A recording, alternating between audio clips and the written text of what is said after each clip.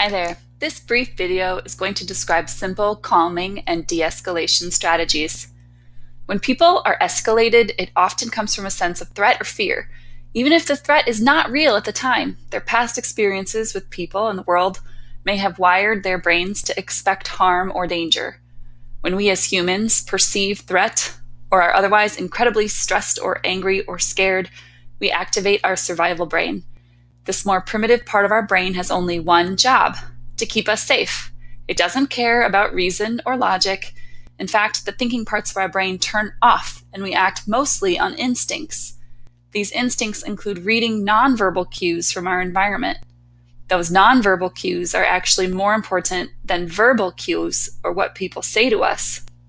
So, when people are escalated, at their core, they want control. We give them control over their own safety and decisions.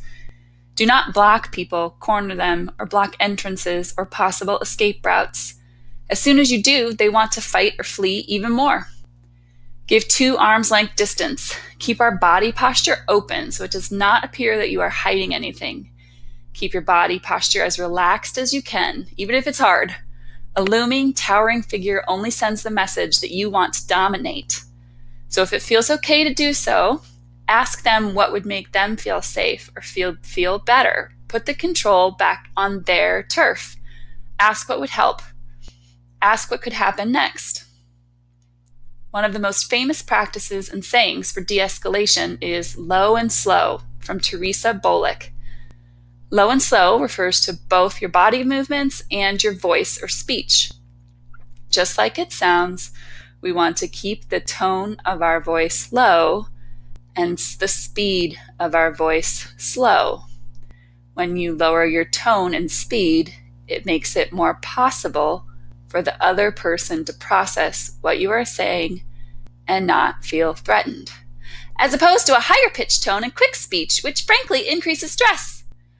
Then we also try to lower and slow down our body movements and posture. So try to sit in a chair or on the floor, especially if you were children, and especially if the person who is escalated is lower down than you. Maybe they're on the floor or in a chair. If you get on an even playing field, this gives the nonverbal cue that you mean no threat. And try to slow down your body movements so as to not further alarm their cues for danger.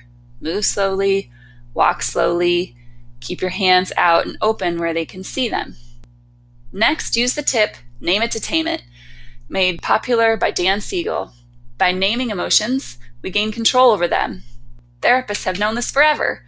Acknowledge that they may be feeling anxious, angry, especially if it's a child. Stay with that feeling, validate it. Let them know the feeling is okay as long as they stay safe.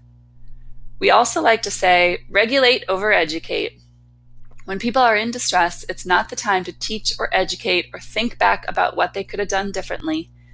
The only goal is to regulate their emotions. Usually this is done by giving space and time, staying calm, and helping provide a calming atmosphere. It takes the body 20 to 30 minutes to come back down to baseline after a perceived or an actual threat. Just think of your own situations when something really scared you or startled you. Even if you look like you're getting back to normal, your body is still pumping all those stress hormones for a while. So wait it out. Just help people regulate. If the person was aggressive or destructive, especially if it's a child, there does, of course, need to be a consequence. But wait on talking about the consequence. Finally, 2 of the most important things you can do all along the way, and best before people get too distressed, or even while they're distressed, is to validate their feelings and be empathic. I see you are struggling. I see this is hard.